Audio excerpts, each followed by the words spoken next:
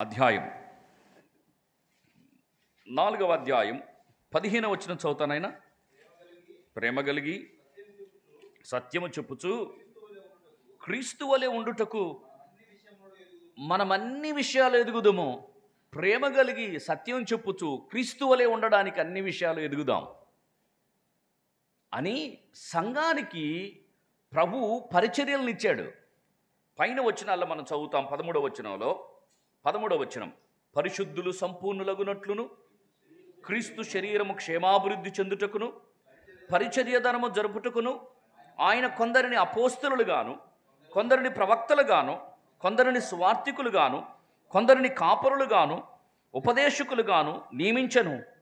అందువలన మనం ఇక మీదట పసిపిల్లలమై ఉండి మనుషుల మాయోపాయముల చేతను వంచనలతోనూ తప్పు మార్గముకు లాగు కుయుక్తితోనూ గాలికి కొట్టుకొని పోవునట్లు కల్పింపబడిన ప్రతి ఉపదేశమునకు ఇటు అటు కొట్టుకొని పోవచ్చు అలల చేత ఎగరబడిన వారమై ఉండక ప్రేమ కలిగి సత్యము చెప్పుచు క్రీస్తు వలె ఉండుటకు మనమన్ని విషయములలో ఎదుగుదుము.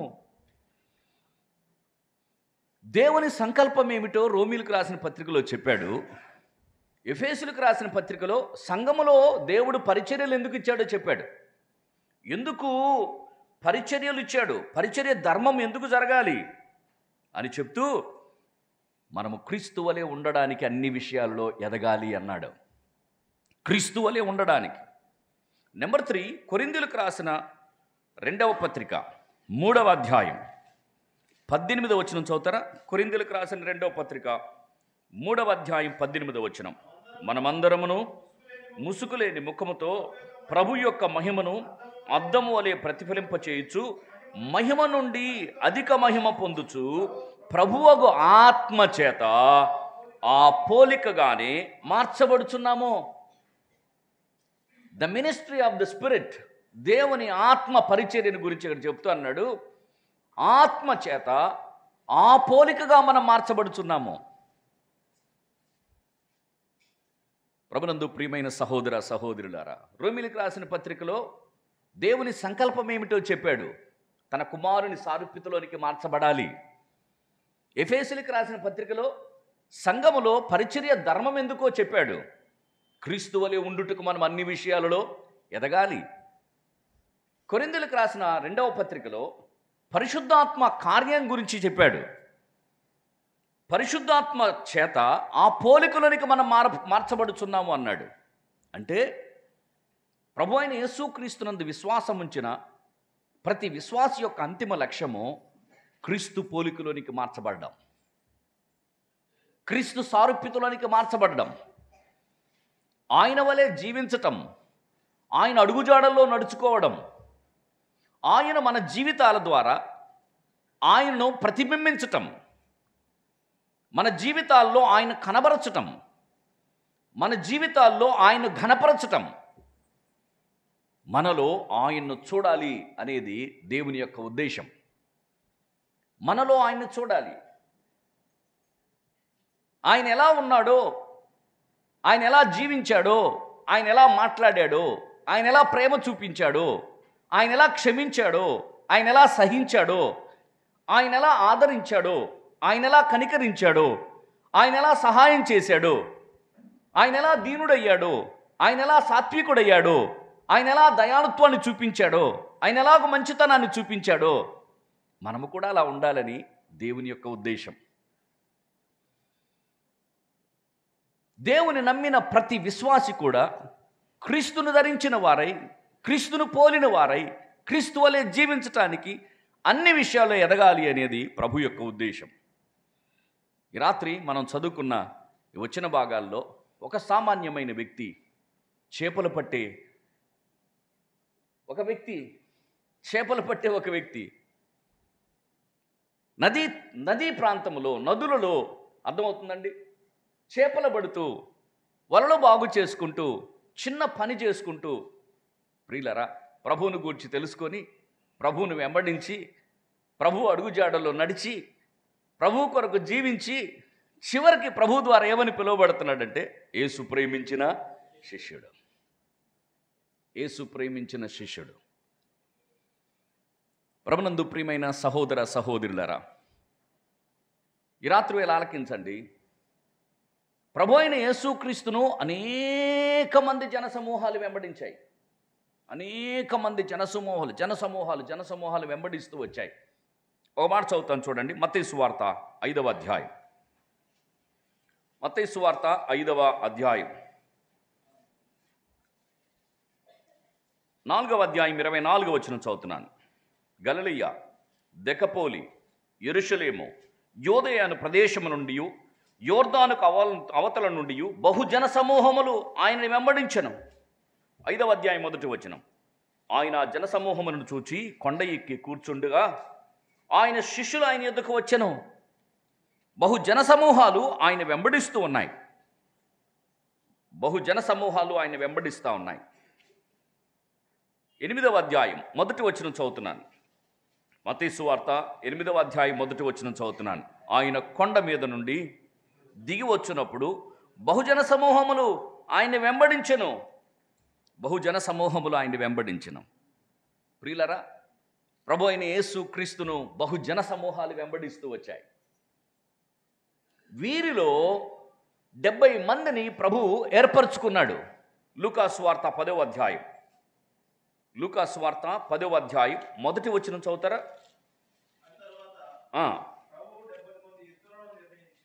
70 మంది ఇతరులను నియమించి తాను వెళ్ళబో ప్రతి ఊరికిని ప్రతి చోటుకుని తనకంటే ముద్దుగా ఇద్దరిద్దరిగా పంపెను. జనసమూహాలు ఆయన వెంబడిస్తున్నాయి. ఎంతమందిని ఏర్పరచుకున్నాడు? 70 మందిని ఏర్పరచుకున్నాడు. ఈ 70 మందిలో ఇద్దరిద్దరిని తనకంటే ముందుగా పల్లెలకు, పట్టణాలకు పంపించాడు. తనకంటే ముందుగా పంపిస్తూ వచ్చాడు. ప్రియులరా, ఈ 70 మందిలో 12 మందిని ప్రభువు ఏర్పరచుకుంటే, ఈ 12 మంది ప్రభువు కొరకు సమస్తమును విడిచిపెట్టి ఆయన వెంబడించారు. మత్తయి సువార్త 10వ అధ్యాయం 1వ వచనం చదువుతారా? ఆయన తన 12 మంది శిష్యులను పిలిచి అపవిత్రాత్మను వెళ్ళగొట్టుకును, ప్రతి విధమైన రోగమును, ప్రతి విధమైన వ్యాధిని స్వస్థపరచుటకును వారికి అధికారం ఇచ్చెను. ఎంతమంది వెంబడిస్తున్నారు? జనసమూహాలు వెంబడిస్తున్నారు. ఎంతమందిని ఏర్పరచుకున్నాడు? 70 మందిని ఏర్పరచుకున్నాడు. ఎంతమంది ఆయన వెంబడించారు? 12 మందిని ప్రభువు పిలిచాడు. ఈ 12 మంది ప్రభువు కొరకు సమస్తమును విడిచిపెట్టి వచ్చారు. ది లెఫ్ట్ ఎవ్రీథింగ్, సమస్తమును విడిచిపెట్టి ప్రభువును వెంబడిస్తూ వచ్చారు. వారు ప్రభువును వెంబడిస్తూ ఉండగా ప్రభువు వారితో ఏం చెప్పాడో చూడండి. 37వ వచనం, 10వ అధ్యాయం 37వ వచనం చదువుతున్నాను. 10వ అధ్యాయం 37వ వచనం. తండ్రినైనను తల్లినైనను నాకంటే ఎక్కువగా ప్రేమించువాడు నాకు పాత్రుడు కాడు. కుమారునైనను కుమార్తెనైనను నాకంటే ఎక్కువగా ప్రేమించువాడు నాకు పాత్రుడు కాడు.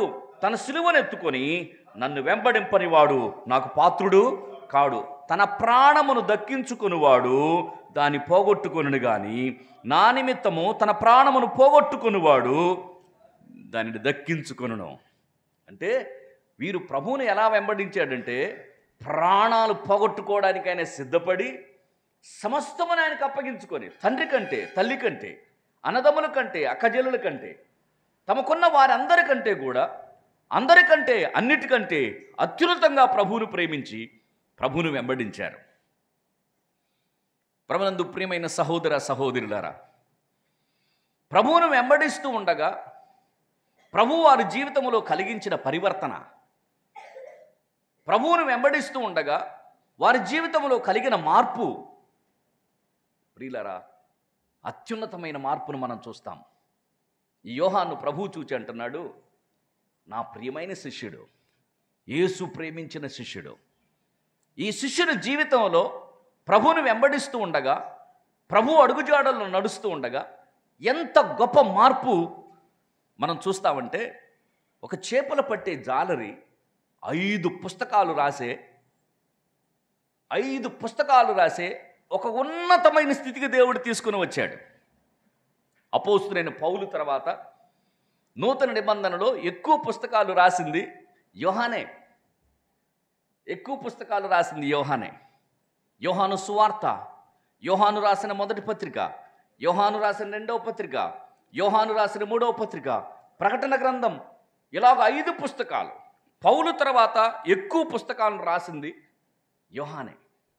యోహాను సువార్తలో ప్రభు అయిన యేసుక్రీస్తునందు విశ్వాసం ఉంచడం ఏంటో చెప్పాడు. యోహాను పత్రికల్లో ప్రభు యొక్క ప్రేమను గురించి చెప్పాడు.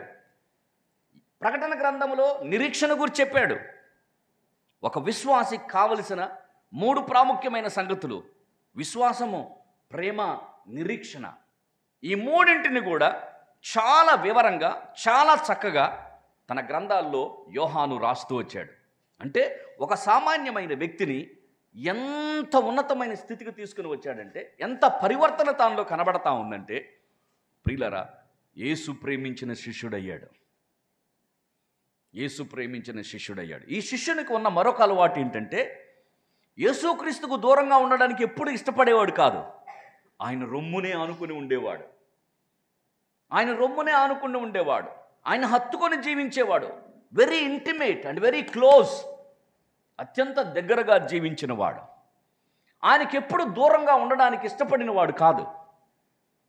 ఆయనకెప్పుడు దూరంగా నివసించడానికి ఇష్టపడినవాడు కాదు. దగ్గరగా జీవించినవాడు, దగ్గరగా చూచినవాడు. యోహానుకు అనుగ్రహింపబడిన ప్రత్యక్షతలు ప్రభు అయిన యేసుక్రీస్తు శిష్యులందరికంటే కూడా చాలా అద్భుతమైన ప్రత్యక్షతలు యోహాను కలిగి ఉన్నాడు. యోహాను సువార్త 15వ అధ్యాయం 6వ వచనంలో యోహాను ఇలా రాస్తూ అన్నాడు, నాకు వేరుగా ఉండి మీరు ఏమీ చేయలేరు. ఆయనకు దూరంగా ఉంటే ఏమీ చేయలేమని తెలుసుకున్నాడు. ఆయనకు వేరైపోయిన వారు, ఆయనకు దూరం అయిపోయిన వారు ఏమీ చేయలేరు.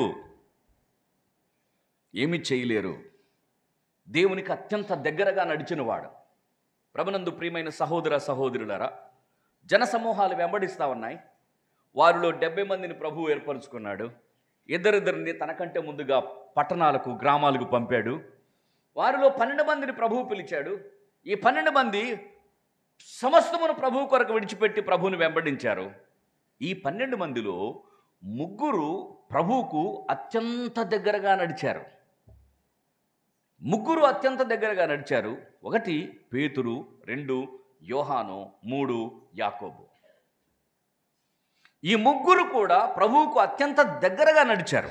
ఇన్నర్ సర్కిల్ అంటారు. 12 మంది శిష్యులుంటే ప్రభువుకు దగ్గరగా నడిచిన వారు ఈ 3. ఈ 3 కలిగి ఉన్న ప్రత్యక్షతలు అద్భుతమైన ప్రత్యక్షతలు. నెంబర్ 1, మత్తయి సువార్త 17వ అధ్యాయం. మత్తయి సువార్త 17వ అధ్యాయంలో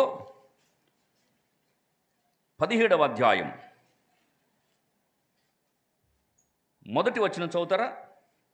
6 దినములైన తర్వాత యేసు పేతురును, యాకోబును, అతని సహోదరుడైన యోహానును వెంటబెట్టుకుని పోతున్నాడు. ఎవరెవరున్నారమ్మా? పేతురున్నాడు, యాకోబున్నాడు, యోహాను. వీరి 3ని వెంటబెట్టుకొని ఎత్తైన ఒక కొండ మీదకి ఏకాంతంగా పోయి వారి ఎదుట రూపాంతరము పొందెను. వారి ఎదుట రూపాంతరము పొందెను. ఆయన ముఖము సూర్యుని వలె ప్రకాశించెను.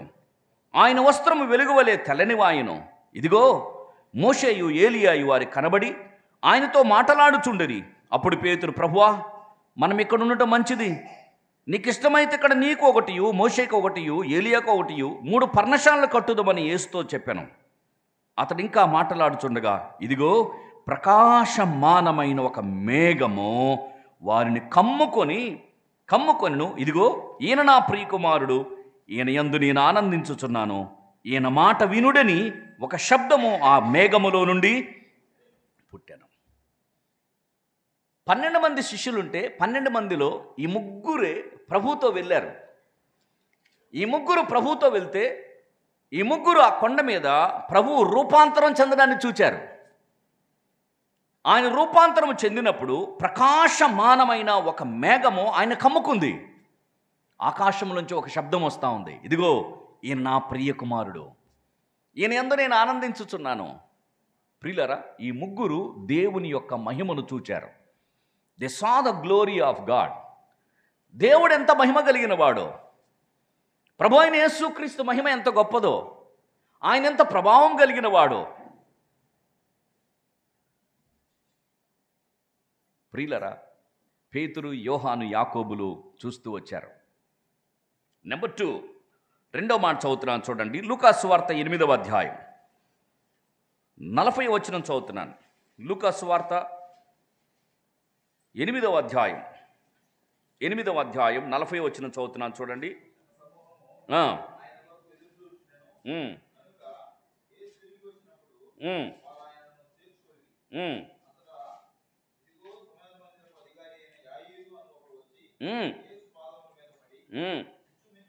ఇంచుమించు 12 ఏళ్ల ఈడుగల తన ఒక్కతే కుమార్తె చాలా సిద్ధమై ఉన్నది గనుక తన ఇంటికి రమ్మని అతన్ని బతిమాలుకొనెను. ఆయన వెళ్ళుచుండగా జన సమూహములు ఆయన మీద పడుచుండెరి. అప్పుడు 12 ఏళ్ల నుండి రక్తస్రావ గల ఒక స్త్రీ ఎవని చేతను స్వస్థతను ఆ వెనుకకు వచ్చి ఆయన వస్త్రపు చెంగు ముట్టెను. వెంటనే ఆమె రక్తస్రావం నిలిచిపోయిను. నన్ను ముట్టినది ఎవరని యేసు అడగ్గా అందుకు అందరూ మేమెరుగుమని అన్నప్పుడు పేతురు, ఏలినవాడా, జనసమూహములు కిక్కిరిసి నీ మీద పడుచున్నారనగా యేసు, ఎవడో నన్ను ముట్టెను, ప్రభావము నాలో నుండి వెడలిపోయినదని నాకు తెలిసినదనను. తాను మరుగై ఉండలేని ఆ స్త్రీని చూచి వణుకుచూ వచ్చి ఆయన ఎదుట సాగిలపడి తాను ఎందు నిమిత్తం ఆయన ముట్టెను. వెంటనే తాను ఎలాగూ స్వస్థపడెనో ఆ సంగతి ప్రజలెందరూ ఎదురు చెప్పాను. అందుకు ఆయన, కుమారి, నీ విశ్వాసం నిన్ను స్వస్థపరిచెను, సమాధానము గల దానివై పొమ్మని అతనితో చెప్పాను. ఆయన ఇంకా మాట్లాడుచుండగా సమాజ మందిరపు అధికారి ఇంట నుండి ఒకడు వచ్చి, నీ కుమార్తె చనిపోయినది, బోధకుని శ్రమ పెట్టవద్దని అతనితో చెప్పాను. యేసు ఆ మాట విని, భయపడవద్దు, నమ్మిక మాత్రం ఉంచుము, ఆమె స్వస్థపరచబడనని ఆమెతో చెప్పి, ఈ మాట జాగ్రత్త వినండి, ఇంటికి వచ్చినప్పుడు పేతురు, యోహాను, యాకోబు అను వారిని, ఆ చిన్నదాని తల్లిదండ్రులు తప్ప మరి ఎవరిని ఆయన లోపలికి రానీలేదు. అందరూ ఆమె నిమిత్తమై ఏడ్చుచు రొమ్ము కొట్టుకొనుచుండగా ఆయన వారితో, ఏడవవద్దు, ఆమె నిద్రించుచున్నదే గాని చనిపోలేదని చెప్పాను. ఆమె చనిపోయినని వారు ఎరిగి ఆయన అపహసించిరి. అయితే ఆయన ఆమెను చెయ్యపట్టుకొని, చిన్నదానా లెమ్మని చెప్పగా ఆమె ప్రాణము తిరిగి వచ్చిన గనుక వెంటనే ఆమె లేచెను. అప్పుడు ఆయన ఆమెకు భోజనం పెట్టడని ఆజ్ఞాపించెను. ఆమె తల్లిదండ్రులు విస్మయమునందరి. అంతటా ఆయన జరిగినది ఎవరితో చెప్పవద్దని వారికి ఆజ్ఞాపించెను. ప్రియులరా, 12 సంవత్సరాల ఈడు కలిగిన సమాజ మందిరపు అధికారి యాయీరు కుమార్తె చావ సిద్ధమైనప్పుడు ఆమెను బాగు చేయడానికి ఆ ఇంటికి ఎవరెవరు వెళ్ళారు? పేతురు, యోహాను, యాకోబు. పేతురు, యోహాను, యాకోబు తప్ప ఆ ఇంటిలో మరెవరూ లేరు. వారిని వెంటబెట్టుకొని ప్రభు వెళ్ళి చావ సిద్ధమై ఉన్న ఆ చిన్నదానిని స్వస్థపరిచాడు. They saw the grace of God. దేవుని కృప ఎంత గొప్పదో, దేవుని కనికరం ఎంత గొప్పదో, దేవుని కార్యాలు ఎంత గొప్పవో, దేవుని సహాయం ఎంత గొప్పదో. మృతులను సహితము లేపటకు సమర్థుడైన వాడు, అద్భుతమైన కార్యాలు చేయగలిగిన వాడు. ప్రియులరా, they saw the grace of God. రూపాంతరపు కొండ దగ్గర దేవుని మహిమను చూచారు. యాయీరు ఇంటిలో దేవుని కృపను చూచారు. నెంబర్ 3, మత్తయి సువార్త 26వ అధ్యాయం. మత్తయి సువార్త 26వ అధ్యాయం 36వ వచనం చదువుతున్నాను చూడండి. 36వ వచనం చదువుతున్నాను. అంతటా యేసు వారితో కూడా గెత్సెమని అనబడిన చోటుకు వచ్చి, నేను అక్కడికి వెళ్ళి ప్రార్థన చేయవచ్చు వరకు మీరెక్కడ కూర్చుండని శిష్యులతో చెప్పి, పేతురును జబదేయి కుమారులను వెంటబెట్టుకుని పోయి, జబదేయి కుమారులు ఎవరు వీళ్ళు? యోహాను, యాకోబు. వెంటబెట్టుకుని పోయి దుఃఖపడుటకును చింతాక్రాంతుటకును మొదలుపెట్టెను. They saw the grieve of God. ప్రభు యొక్క దుఃఖాన్ని వారు చూచారు. ప్రభు దుఃఖాక్రాంతుడయ్యాడు, బహు దుఃఖములో మునిగిపోయాడు. తండ్రి, సాధ్యమైతే ఈ గిన్నెను నా యుద్ధ నుంచి తొలగిపోనిమ్మో, అయినా నా ఇష్ట ప్రకారం కాదు, నీ చిత్త ప్రకారమే కానిమ్మని ప్రార్థిస్తా ఉన్నాడు. ప్రభు యొక్క దుఃఖాన్ని చూచిన వారు. They saw the grief of God. రూపాంతరపు కొండ దగ్గర దేవుని మహిమను చూచారు. యాయేరు ఇంటిలో దేవుని కృపను చూచారు. గెత్సెమనే తోటలో దేవుని దుఃఖాన్ని చూచారు. ఈ అనుభవం మిగిలిన శిష్యులకు లేదు. ఈ ప్రత్యక్షత మిగిలిన శిష్యులకు లేదు. కేవలం పేతురు, యోహాను, యాకోబులు మాత్రమే కలిగి ఉన్నారు. ప్రభునందు ప్రియమైన సహోదర సహోదరులారా, ఈ ముగ్గురు దేవునికి అత్యంత దగ్గరగా నడిచిన వారు, క్లోజ్ అసోసియేట్స్. ఈ రాత్రి వేళ ఆలకించండి. ప్రభువుకు మనం ఎంత దగ్గరగా మనము జీవించగలుగుతామో అంత ప్రత్యక్షతలు, ప్రత్యేకమైన ప్రత్యక్షతలు మనం పొందుకోగలుగుతాం. ఆయన ఎంత గొప్పవాడో మనం తెలుసుకోగలుగుతాం. ఆయన ఏమై ఉన్నాడో మనకు అర్థం చేసుకోగలుగుతాం. ప్రియులరా, ఇంతకాలంగా ప్రభువు నమ్ముకున్నా ఆయన ఎవరో ఇంకా మనకు అర్థం కాలేదు. చాలామంది ఆయన గురించి ఏమి మాట్లాడలేని పరిస్థితిలో ఉన్నారు.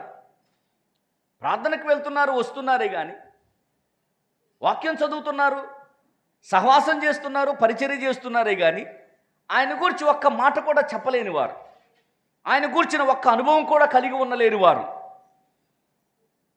ఆయన గూర్చిన ప్రత్యక్షతలు లేని వారు ఎంతోమందిని మనం చూడగలుగుతా ఉన్నాం. నామకార్థంగా రావడం పోవడం తప్ప నా ప్రభువును గూర్చిన ప్రత్యక్షత ఇది, నా ప్రభువు నాకు ఇలా అర్థమయ్యాడు అని చెప్పగలిగేవారు లేకపోయారు. ప్రభునందు ప్రియమైన సహోదర సహోదరులారా, 12 మంది ప్రభు అయిన యేసుక్రీస్తుని వెంబడిస్తూ ఉండగా సీమోను పేతురు ప్రభువును గూర్చి ఇలా అన్నాడు, ప్రభువా, నీవు సజీవుడైన దేవుని కుమారుడవు.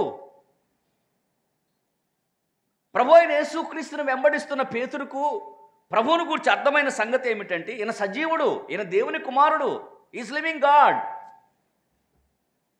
ఈయన సజీవుడైన దేవుని కుమారుడు. ఆంధ్రయ్య ప్రభువును చూచి అన్నాడు, ఈయన మెస్సయ్య, ఈయన క్రీస్తు. యూదులు ఎవరి కోసమైతే ఎదురు చూస్తున్నారో ఆయనే ఈయన. మేము మెస్సయ్యను చూచాము, రా అని తన సహోదరుని తీసుకుని వెళ్ళాడు.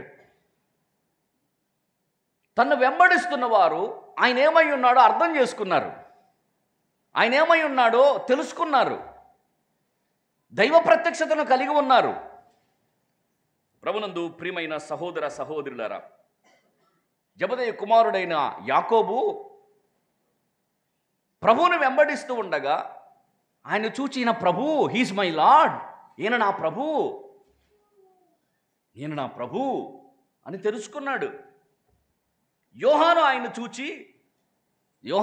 చూచి యోహాను సువార్త 1వ అధ్యాయం 1వ వచనములో, ఈయన దేవుని యొద్ద నుంచి పంపబడిన వాడు, ఆదియందు వాక్యముండెను, వాక్యము దేవుని యొద్ద ఉండెను, ఆ వాక్యము ఆయనే దేవుడు, ఈయనే దేవుడు. ఆనాడు కలుగునుగాక అని పలికిన ఆ వాక్యము, ఆదిలో కలుగునుగాక అని పలికిన వాక్యము, ఆ వాక్యం ఈయనే. The spoken word, the living word. 14వ వచనంలో అన్నాడు, ఆ వాక్యము శరీరధారి అయి కృపా సత్య సంపూర్ణుడిగా మన మధ్య. ఆ వాక్యం ఈయన దేవుడు. ప్రకటన గ్రంథములో 22వ అధ్యాయం 21వ వచనములో ప్రభు అన్నాడు. యోహాను సువార్తలో గాడ్, ఈయనే దేవుడు అన్నాడు. ఆయన ఆఖరి పుస్తకమైన ప్రకటన గ్రంథంలో ఈయన ప్రభు, హీస్ మై లార్డ్. ప్రియుడా, సహోదరుడా, సహోదరి, ఏం నేర్చుకున్నాం ఆయన గురించి? ఇంతకాలంగా ఆయన వెంబడిస్తున్నాం కదా, ఇంతకాలంగా ఆయన సేవిస్తున్నాం కదా, ఇంతకాలంగా ఆయన ఆరాధిస్తున్నాం కదా, ఆయన కోసం ఏం చెప్పగలుగుతాం మనం? ఆయన కోసం ఏం మాట్లాడగలుగుతాం మనం? ఆయన గురించి ఏ ప్రత్యక్షతలు మనం కలిగి ఉన్నాం? ఫిలిప్పు ప్రభు అయిన యేసుక్రీస్తుని గురించి అంటా ఉన్నాడు. యోహాను సువార్త 1వ అధ్యాయం 45వ వచనంలో, మోషే గ్రంథాలలో ఎవరిని గురించి అయితే రాయబడి ఉందో ఆయన ఈయన. మోషే గ్రంథములో ప్రవక్తలు ఎవరిని గురించి అయితే రాశారో ఆయన ఈయన. ప్రభునందు ప్రియమైన సహోదర సహోదరులారా, నతానీయుల దగ్గరికి అంటున్నాడు, అయ్యా ధర్మశాస్త్రంలో మోషేయు ప్రవక్తలు ఎవరిని గూర్చి రాశారు? ఆయన మేము కనుగొన్నాము, ఆయన మేము చూసాము. ఆయన ఎవరో కాదు, యోసేపు కుమారుడు, యోసేపు కుమారుడు, నజరేయుడగు యేసు, నజరేయుడగు యేసు. ఆయన మేము చూసాము, మేము కనుగొన్నాము. అప్పుడు నతానీయేలు అన్నాడు, నజరేతులోంచి మంచిది ఏదైనా వస్తుందా? నజరేతులోంచి కూడా మంచి వాళ్ళు ఉన్నారా? అక్కడ కూడా మంచి వాళ్ళు పుడతారా? అక్కడ నుంచి మంచిది ఏదైనా వస్తుందా? ఫిలిప్ అంటున్నాడు, వచ్చి చూడు, కమ్ అండ్ సీ, వచ్చి చూడు. ఏం చూసావో, ఏం విన్నావో, ఇంతకాలం ఏం అర్థం చేసుకున్నామో, ఇంతకాలం ఆయన గురించి ఏం తెలుసుకున్నామో. ఆయన వెంబడించిన శిష్యులు ఆయన గురించి మాట్లాడుతున్న మాటలు మనం చూస్తున్నప్పుడు, ప్రియులరా, ఈ రాత్రి వేళ ఇంతకాలంగా ప్రభువుని వెంబడిస్తున్న మనము ఆయన గురించి ఏం తెలుసుకున్నాము, ఆయన గురించి ఏం మాట్లాడగలుగుతాము? కేవలం జన సమూహాల్లాగానే అందరూ వెళ్ళినట్టుగా వెళ్తున్నామా? జన సమూహాల్లాగా అందరితో పాటు మనం కూడా ఒకలంగా వెళ్ళిపోతున్నామా? లేదా ప్రభు దృష్టిలో ఏర్పరచబడిన వారంగా, దేవునికి అత్యంత దగ్గరగా నడిచే వారంగా, ప్రత్యేకమైన ప్రత్యక్షతలు కలిగిన వారంగా, ఆయన గురించి ఏదైనా చెప్పగలిగిన ఆత్మీయ స్థితిని మనం కలిగి ఉన్నామా? ఆ స్థితికి మనం రాగలిగామా?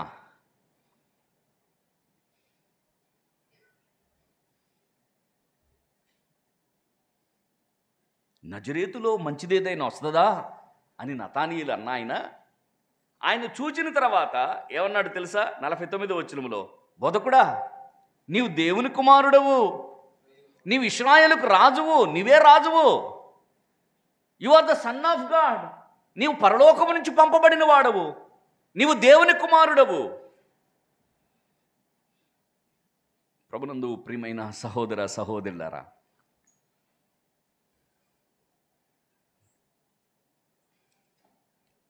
తోమా మేడగదిలో శిష్యులతో అన్నాడు, నేను చూస్తే కానీ నమ్మను. మేము చూసామయ్యా, మేము చూసాము, మీరు చూస్తే చూశారులే, నేను ఆయన గాయాలలో వేలు పెట్టి చూస్తేనే నేను నమ్ముతాను, నేను నమ్ముతాను. యోహాను సువార్త 20వ అధ్యాయం 28వ వచనంలో, తోమా, నా దేవా, నా ప్రభువా, మై గాడ్, మై లార్డ్, నీవు నా దేవుడవు, నా ప్రభువుడవు, నా ప్రభువా, నా దేవా. అప్పుడు ప్రభు అన్నాడు, తోమా, నీవు నన్ను చూచి నమ్మావు, చూడక నమ్మిన వాడు ధన్యులు, నువ్వు చూచి నమ్మావు. ప్రభునందు ప్రియమైన సహోదర సహోదరులారా, మత్తయి సుంకపు కొత్తదారుడు ప్రభు అయిన యేసుక్రీస్తును చూచి, ప్రభు అయిన యేసుక్రీస్తును చూచి, ప్రభు అయిన యేసుక్రీస్తును వెంబడించి, ప్రభు అయిన యేసుక్రీస్తును గురించి రాస్తూ అన్నాడు, ఈయన అబ్రహాము కుమారుడు, ఈయన దావీదు కుమారుడు, son of Abraham, son of David.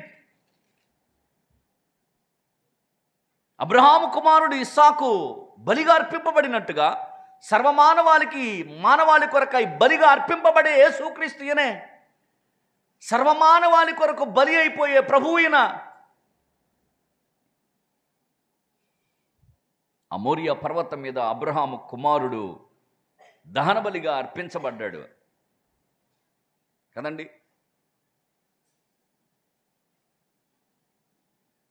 Abraham ఆ కుమారుని దహన బలిగా అర్పించడానికి వెనుకాడలేదు. బలిపీఠం కట్టాడు, కట్టెలు పేర్చాడు, కుమారుణ్ణి కాళ్ళు చేతులు బంధించి బలిపీఠం మీద పరుండబెట్టాడు, కత్తిపైకెత్తాడు. అబ్రహమా, అబ్రహమా, అబ్రహమా, ఇందువలన నీవు దేవునికి భయపడువాడవని నాకు అర్థమైంది. నీవు ప్రేమించుచున్న నీ కుమారుని ఇయ్యడానికి నువ్వు వెనుకాడలేదు. నువ్వెంత ప్రేమ చూపుతున్నావో నాకు అర్థమైంది. నీవు నన్నెంత ప్రేమిస్తున్నావో నాకు అర్థమైంది. నీ కుమారుని కంటే ఎక్కువగా నన్ను ప్రేమించావు. నీ కుమారుని బలిగా ఇవ్వడానికి నువ్వు వెనుకాడలేదు. బలిపీఠం కట్టి, కట్టెలు పేర్చి, కట్టెల మీద పరుండబెట్టి కత్తిపైకెత్తావు, నువ్వు వెనుకాడలేదు. ప్రియులరా, పరలోకపు తండ్రి తన అద్వితీయ కుమారుడైన ప్రభు అయిన యేసుక్రీస్తుని ఆ కల్వరిగిరిలో వధించడానికి వెనుకాడలేదు. ఆ కల్వరిగిరిలో గొర్రెపిల్లను వధించినట్టుగా వధించటానికి ఆయన వెనుకాడలేదు. అందుకని యోహాను సువార్త 1వ అధ్యాయం 29వ వచనంలో, ఇదిగో లోక పాపమును మోసుకొని పోవు దేవుని గొర్రెపిల్ల. ఆనాడు మోరియా పర్వతం మీద ఇస్సాకుకు బదులుగా గొర్రెపిల్ల వధింపబడింది. కానీ సర్వమానవాళి పాప విమోచన కొరకై, లోకములో ఉన్న మానవాళి పాపమును భరించుట కొరకై, లోకములో ఉన్న మానవాళి పాపమును తుడిచివేయుట కొరకై ప్రభువైన యేసుక్రీస్తు కల్వరిగిరిలో వధింపబడ్డాడు. ప్రభునందు ప్రియమైన సహోదర సహోదరులారా, మత్తయి అంటున్నాడు, నువ్వు అబ్రహాము కుమారుడవు. ప్రభువా, నువ్వు అబ్రహాము కుమారుడవు. అబ్రహాము వధించినట్టుగా, వధింపబడినట్టుగా నీవు వధించబడే కుమారుడవు. You are sacrifice for the whole world. సర్వలోకానికి నీవు బలి పశువు. నీవు గొర్రె పిల్లవు. నీవు దావీదు కుమారుడవు. నీ రాజ్యమునకు అంతము లేదు. నీవు యుగయుగములు పాలించేవాడవు. నీ రాజ్యము నాశనం కానేరదు. నీవు దావీదు కుమారుడవు. ప్రభునందు ప్రియమైన సహోదర సహోదరులారా, ఆనాడు దావీదుతో ప్రభు వాగ్దానం చేస్తూ అన్నాడు, దావీదు, నీ సింహాసనము స్థిరపరచబడుతుంది. నీ సింహాసనం మీద కూర్చుండడానికి నీకు ఎవరు లేకుండా ఉండరు. నీ సింహాసనాన్ని నిత్యము నిలిచేటట్టుగా నీ సింహాసనాన్ని స్థిరపరుస్తున్నాను అన్నాడు. దావీదు చనిపోయాడు, సొలొమోను చనిపోయాడు.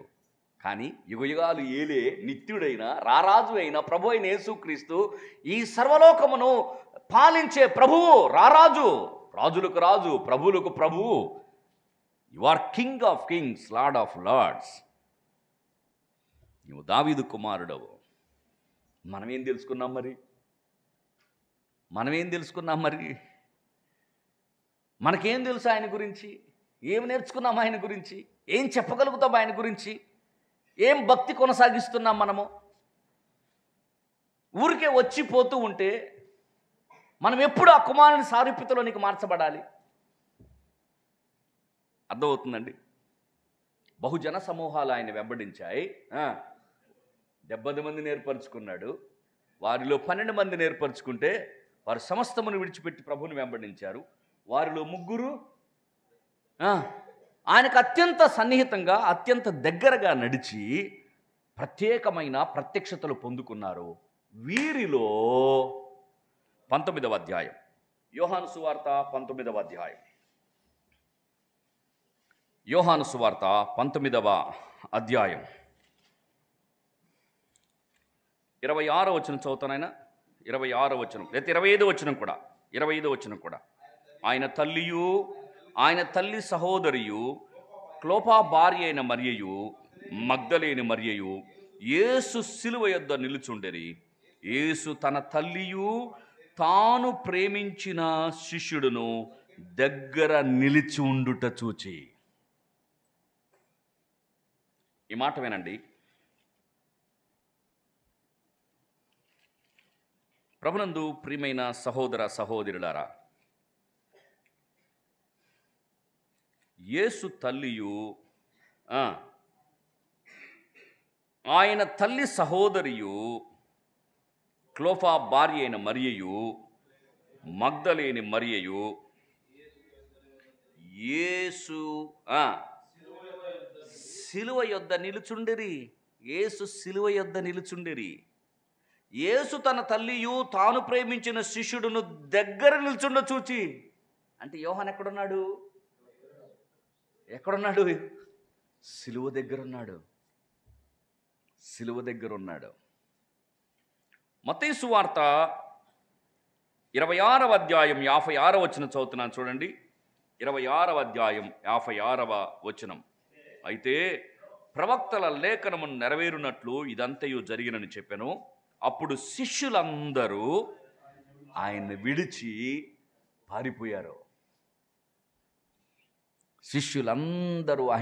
పారిపోయారు. కానీ యోహాను మాత్రము సిలువ దగ్గర ఉన్నాడు.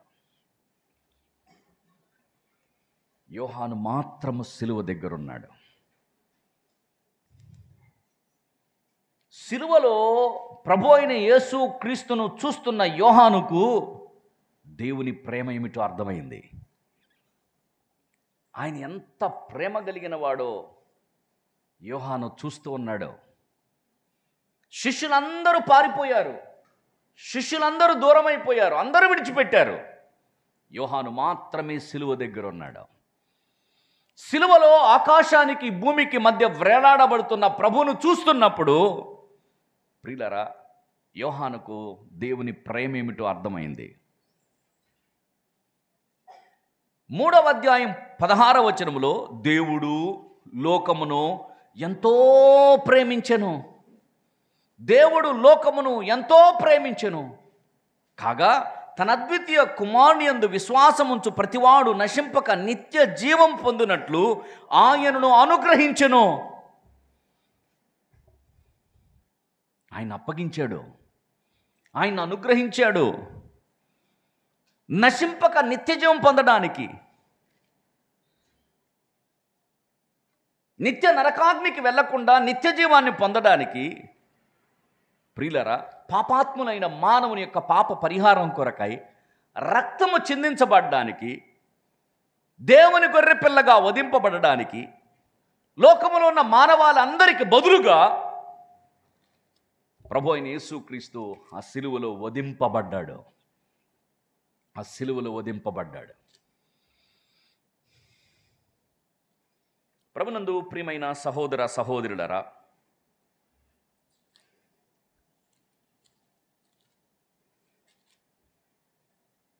మలాకీ గ్రంథములో 1వ అధ్యాయం 1వ వచనం చదువుతున్నా చూడండి. 1వ అధ్యాయం 1వ వచనం. ఇశ్రాయేలును గూర్చి మలాకీ ద్వారా పలుకబడిన యెహోవా సెలవిచ్చినదేమనగా, నేను మీ ఎడల ప్రేమ చూపుచున్నాను, అయితే మీరు ఏ విషయమందు నీవు మా ఎడల ప్రేమ చూపించితివి అందరూ ఏశావు యాకోబుకు అన్నకాడా, అయితే నేను యాకోబును ప్రేమించితిని, నేను యాకోబును ప్రేమించితిని. నెంబర్ 2, ఎఫెసీయులకు రాసిన పత్రిక 5వ అధ్యాయం, ఎఫెసీయులకు రాసిన పత్రిక 5వ అధ్యాయం 25వ వచనం చదువుతారా? 25వ వచనం.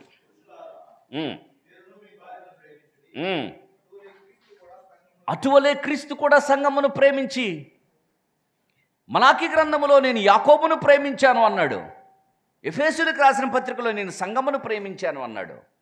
యోహాను సువార్త 3వ అధ్యాయం 16వ వచనములో దేవుడు లోకమును ప్రేమించాడు. ఆయన ఒక వ్యక్తినే కాదు, ఒక సంఘమునే కాదు, లోకములో ఉన్న సర్వమానవాళిని ప్రేమించాడు. అందరూ రక్షించబడాలనేది ప్రభు యొక్క ప్రేమ, అందరూ రక్షించబడాలని ప్రభు యొక్క ఉద్దేశం. అందరూ మారు మనసు పొందాలి, అందరూ ఆయన సారూప్యతలోనికి మార్చబడాలి, అందరూ నిత్య నాశనాన్ని తప్పించుకోవాలి, నిత్య జీవానికి పాత్రులు కావాలి, దైవోగ్రతను తప్పించుకొని దేవుని రాజ్యానికి పాత్రులు కావాలి. అది దేవుని యొక్క ఉద్దేశం. నేను యాకోబునే కాదు, సంఘమునే కాదు, లోకానంతటిని ప్రేమించాను. ఒక వ్యక్తి కొరకు కాదు, ఒక సమూహం కొరకు కాదు, లోకమంతటి కొరకై ప్రేమను చూపినవాడు పరలోకపు తండ్రి. ఆ తండ్రి తన కుమారుణ్ణి వధించటానికి అప్పగించాడు, అనుగ్రహించాడు. అప్పగింపబడిన ఆ కుమారుడు సిలువలో వ్రేలాడుతుంటే యోహాను చూస్తూ ఉన్నాడు. యోహాను ఆయనతో నడుస్తూ ఉన్నాడు, ఆయన వెంబడిస్తున్నాడు, ఆయనతో నివాసం ఉంటున్నాడు, ఎక్కడికి వెళ్తే అక్కడికి వెళ్తున్నాడు. ఆయన ఎలా జీవించాడో, ఎలా ప్రేమించాడో, ఎలా ప్రేమ చూపాడో, ఎలా క్షమించాడో, ఎలా సహించాడో, ఎలా ఓర్చుకున్నాడో, ఎలా ఆదరించాడో, ఎలా స్వస్థపరిచాడో, ఎలా గొప్ప కార్యాలు చేశాడో, ఎలాగూ సాత్వికముతో దీనత్వంతో జీవించాడో యోహాను కన్నులారా చూచాడు. ఏ పాపము చేయలేదు, ఏ పాపము ఎరుగలేదు, ఏ పాపము ఆయనలో లేదు. ఆయన పరిశుద్ధుడు, ఆయన నిర్దోషి, ఆయన నిష్కల్మషుడు, ఆయన ప్రత్యేకంగా ఉన్నవాడు. మరణమునకు తగిన హేతు ఆయనలో ఏమీ లేదు. ఒక శాపగ్రస్తుని వలె సిలువలో వ్రేలాడుతున్నాడు, ఒక అన్యాయస్తుని వలె సిలువలో వ్రేలాడుతున్నాడు, ఒక అక్రమకారుని వలె సిలువలో వ్రేలాడుతున్నాడు. ఆయన చూచిన యోహానుకు ఆయన ఎంత ప్రేమ కలిగిన వాడో అర్థమైంది. ఏమీ చెయ్యకపోయినా, ఏ తప్పిదము లేకపోయినా, ఏ హేతువు లేకపోయినా, నిర్హేతుకంగా సర్వమానవాళి పాపము కొరకై వ్రేలాడుతున్న నా ప్రభువు అని యోహాను చూచాడు. ఆయన తల మీద మోపబడిన ముళ్ళ కిరీటాన్ని చూస్తున్నాడు. పిరికివేయబడిన ఆయన చెంపలు చూస్తున్నాడు. గుద్దబడిన ఆయన ముఖాన్ని చూస్తున్నాడు. అతి కాంక్షణీయుడు, అతి మనోహరుడు, అతి సుందరుడు, అతి వికారిగా మారిపోయిన ప్రభువును చూస్తున్నాడు. వ్యాధిని అనుభవించిన వానిగా, వ్యసనాక్రాంతుడిగా, మనుషులు చూడనల్లని వానిగా ఆ ప్రియ ప్రభు శిలువలో వ్రేలాడుతుంటే యోహాను చూస్తున్నాడు.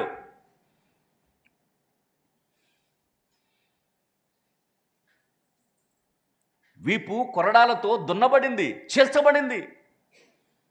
ఎముకలు స్థానాలు తప్పిపోయాయి. కాళ్ళలో చేతుల్లో మేకులు కొట్టబడ్డాయి. పక్కలో బల్లెముతో పొడిచారు. దేహమంతా రక్తసిక్తమైపోయింది. ఎక్కడ చూచినా గాయాలే, ఎక్కడ చూచినా రక్తమే. రక్తపు ముద్దగా మారిపోయాడు. యోహాను చూస్తూ ఉన్నాడు. సిలువలో వేలాడుతున్న ఆ ప్రియ ప్రభువును చూస్తున్నాడు. నా ప్రభువు వేలాడుతున్నాడు. ఈయన దేవుడు, ఈయన ప్రభువు, పరలోకము నుంచి పంపబడినవాడు.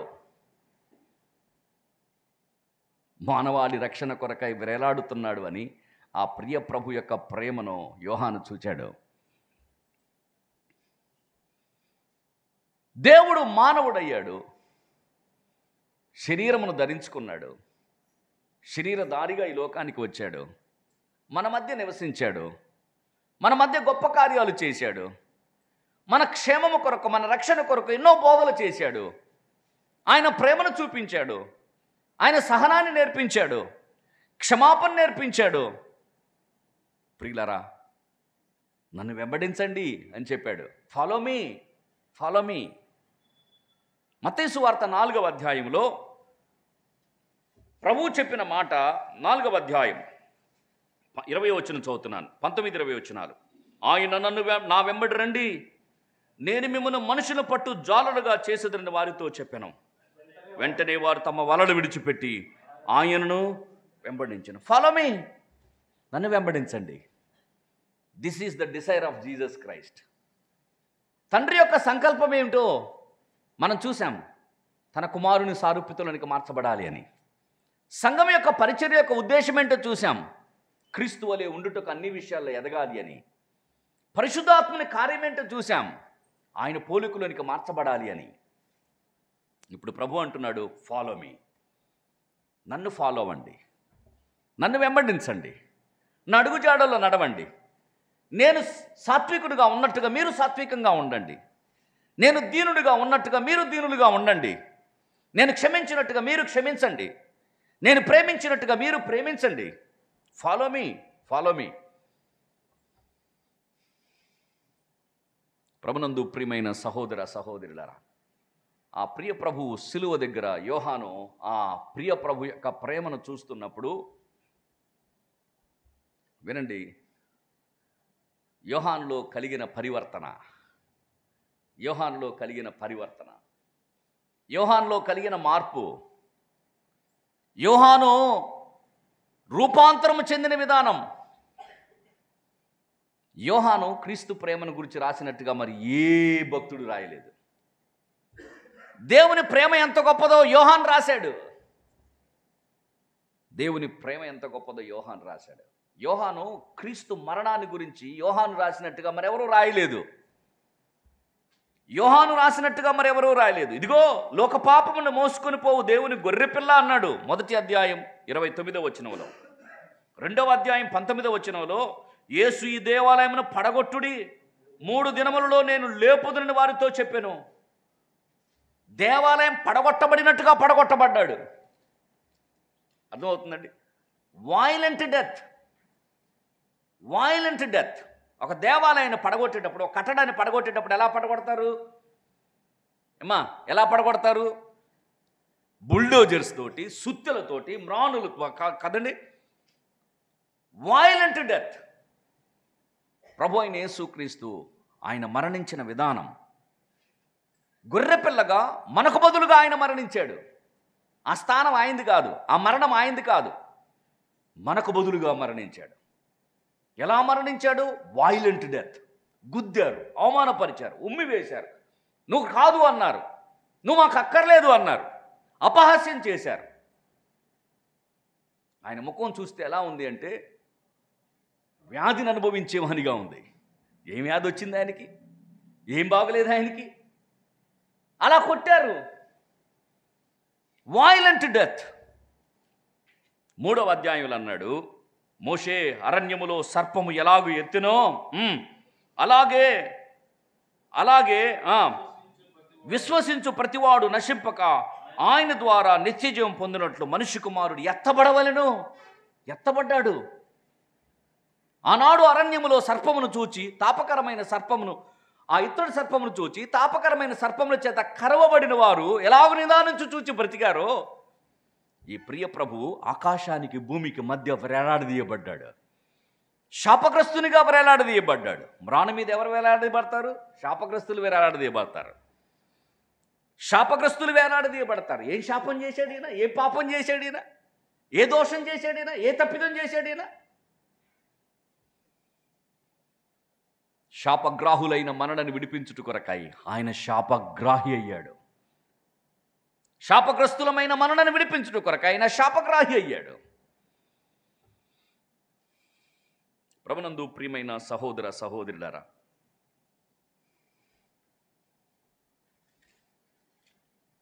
యోహాను సువార్త 12వ అధ్యాయంలో 24వ వచనం. యోహాను సువార్త 12వ అధ్యాయం 24వ వచనంలో గోధుమ గింజ భూమిలో పడి సావకుండిన ఎడల అది ఒంటిగానే ఉండును. గోధుమ గింజ భూమిలో పడి చచ్చిపోయినట్టుగా, గోధుమ గింజ భూమిలో పడి చచ్చిపోయినట్టుగా. ప్రియులరా, ప్రభు అయిన యేసు క్రీస్తు ఆయన మరణించాడు, సమాధి చేయబడ్డాడు, పాతి పెట్టబడ్డాడు. ఆయన పునరుద్ధానుడై తిరిగి లేచాడు, సజీవుడిగా లేచాడు, మరణమును గెలిచి తిరిగి లేచాడు. ప్రభునందు ప్రియమైన సహోదర సహోదరులారా, ఈ రాత్రి వేళ ఆలకించండి.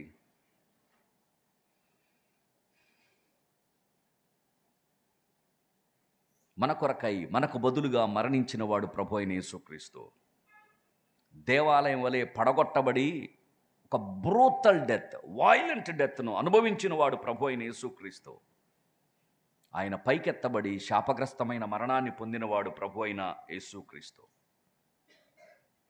అంత మాత్రమే కాకుండా గెత్సమని తోటలో తండ్రి, నా ఇష్టం కాదు నీ ఇష్టమే, విల్ఫుల్గా తన ఇష్ట ప్రకారమే మనందరి కొరకు చనిపోవడానికి ఇష్టపడ్డాడు ఆయన. మనందరి కొరకు ఆ ఉగ్రత పాత్రను పుచ్చుకోవడానికి ఇష్టపడిన వాడు ప్రభు అయిన యేసుక్రీస్తు. Wilful death.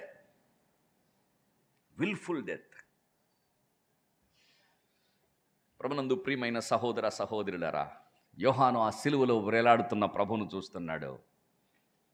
హృదయంలో పరిపూర్ణమైన పరివర్తన కలిగింది. ఆ ప్రియ ప్రభువును గూర్చి తెలుసుకున్నాడు. ఆ ప్రియ ప్రభువును గూర్చి 5 పుస్తకాలు రాశాడు. యోహాను సువార్తలో ఆయన దైవత్వాన్ని గూర్చి రాశాడు. మత్తయేమో ఆయన సార్వభౌమత్వాన్ని రాస్తే, మార్కేమో ఆయన సేవకత్వాన్ని రాస్తే, లూకా ఏమో ఆయన మానవత్వాన్ని రాస్తే, యోహాను మాత్రమే ఆయన దైవత్వాన్ని రాశాడు. అందరికంటే భిన్నంగా యోహాను ప్రభు అయిన యేసుక్రీస్తుని గురించి రాశాడు. అందరూ ప్రభు అయిన యేసుక్రీస్తు భూమి మీద చేసిన పరిచర్యను గురించి రాశారు.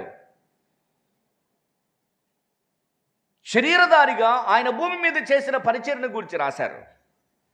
కానీ యోహాను ఆయన ప్రారంభం బెత్లెహేము కాదు. ఆయన ప్రారంభం ఆదిలోనే ఉన్నవాడు ఆయన. ఈయన నిత్యుడు, ఈయన దేవుని యొద్ద ఉన్నవాడు, ఈయన దేవుడు. యోహాను ప్రభువును గూర్చి కలిగిన ప్రత్యక్షతలో ప్రభు అయిన యేసుక్రీస్తుకు దగ్గరగా నడిచిన కారణం చేత ఒక సామాన్యమైన వ్యక్తిలో కలిగిన పరివర్తన, ఒక సామాన్యమైన వ్యక్తిలో కలిగిన రూపాంతరం. ప్రియులరా, యేసు ప్రేమించిన శిష్యుడు, యేసు రొమ్మును ఆనుకొని ఉన్న శిష్యుడు. ఈ రాత్రి వేళ దేవుని ఆ మాటలు ఆలకిస్తున్న మనం యోహానుకున్న అనుభవం మనకుందా లేదో ఆలోచన చేద్దాం. ఆయన రొమ్మును ఆనుకుంటే ఆయన హృదయం ఏంటో మనకు అర్థమవుతుంది, ఆయన ప్రేమ ఏంటో మనకు అర్థమవుతుంది, ఆయన కనికరం ఏంటో మనకు అర్థమవుతుంది.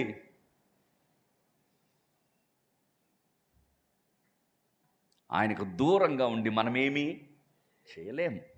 ఎన్ని సంవత్సరాలు మనం జీవించినా, ఎన్ని సంవత్సరాలు మందిరానికి వచ్చినా, ఎన్ని సంవత్సరాలు వాక్యం చదివినా, ఎన్ని సంవత్సరాలు ప్రార్థన చేసినా, ఎన్ని సంవత్సరాలు పరిచర్య చేసినా, ఆయనకు దగ్గరగా జీవించే అనుభవం లేకపోతే, ఆయన ఆనుకొని నడిచే అనుభవం లేకపోతే, ప్రియులరా, దూరంగా ఉండి మనం ఏం చేయలేం. ఆయన కుమారుని వలె ఉండాలని తండ్రి కోరుకుంటున్నాడు. ఆయన కుమారుని వలె ఎదగాలి అని సంఘములో పరిచర్యలు ఇచ్చాడు దేవుడు. ఆయన కుమారుని పోలికలోనికి రావాలని పరిశుద్ధాత్ముడు కార్యాలు జరిగిస్తున్నాడు. ఎక్కడున్నాం మనం? ఆయన పోలిక కొంచెమైనా మనం సంతరించుకోగలిగామా? ఆయన రూపాన్ని కొంచెమైనా మనం కనపరచగలుగుతున్నామా? ఆయన గురించి ఏదైనా మనం చెప్పగలుగుతున్నామా? ఇన్ని ఏండ్లుగా ప్రభువును సేవిస్తున్న మనలో ఇంకా పరివర్తన రాకపోతే జనసమూహాలు వెంబడించినట్టుగా వెంబడించిన వాళ్ళం అవుతాం. వాళ్ళు వచ్చారు పోయారు, అర్థమవుతుందా? వాళ్ళు వచ్చారు పోయారు, వెంబడించారు వెళ్ళిపోయారు, అంతే. అద్భుతాలు జరిగాయి, చూశారు, సంతోషించారు, వెళ్ళిపోయారు. భోజనం పెట్టాడు, తిన్నారు, సంతోషించారు, వెళ్ళిపోయారు. అర్థమవుతుందండి? ఆయన ఎక్కడికి వెళ్తే అక్కడ జన సమూహాలుగా వెంబడిస్తూ వచ్చారు, ఆయన చేసే కార్యాలు చూచారు, ఆయన చెప్పే మాటలు విన్నారు, వెళ్ళిపోయారు. కానీ సిలువ వరకు ఉన్నది ఒక్క యోహాను మాత్రమే.